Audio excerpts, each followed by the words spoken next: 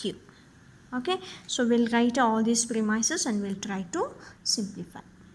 Okay, so now what I'll write, it is always not mandatory we have to take a first premise only. You can use any laws and any logic, and you can use any of the premises. But now what I'll do, I will take a first this premise, then we'll go on simplifying. Okay, so I'll write a negation of P or R. This is my premise. Now what I want this one in terms of, because R is there and here is negation of R is there, I can apply some law. So to get that one I have to make this one in terms of a implication. So what I'll do, I will use a sum fact. So from step 1 and negation of P or R is logically equivalent to P implies R. Okay, so this fact I'll apply and I'll be getting, here is P implies R. Okay, so next what I'll do in left out is negation of R is there. So negation of R I'll write here, then this is going to be my premise.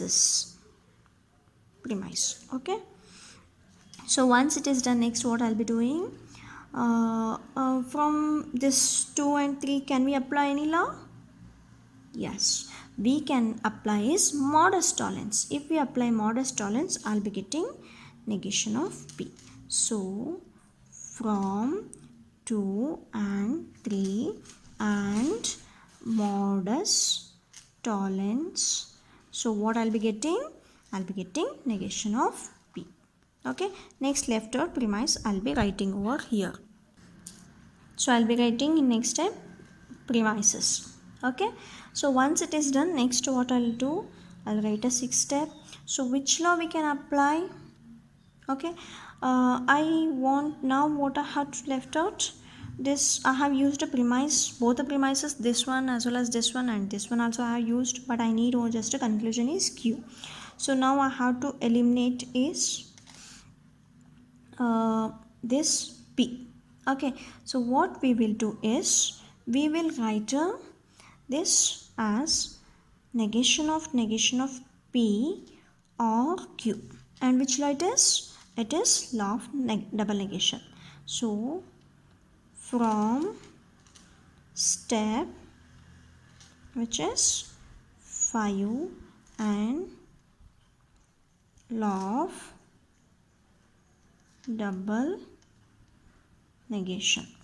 Okay, once it is done, next what we will be getting, let me convert this disjunction into implication format. So we know the fact that from step 6 and fact, what is the fact? That is P implies Q is logically equivalent to negation of P or Q. Okay, this one we know. So mine is what now?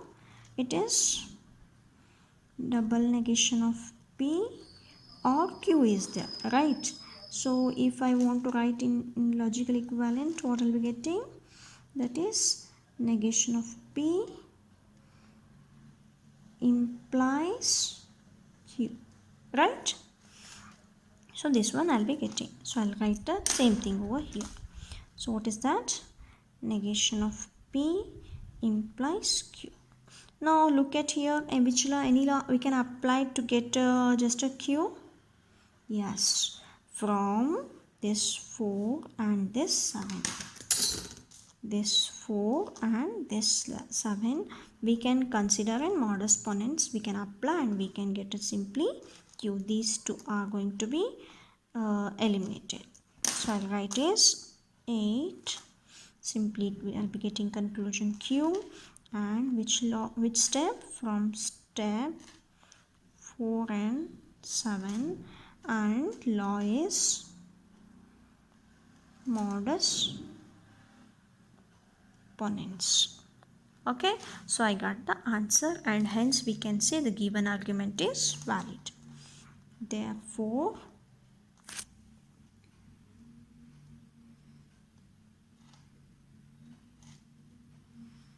given argument is valid.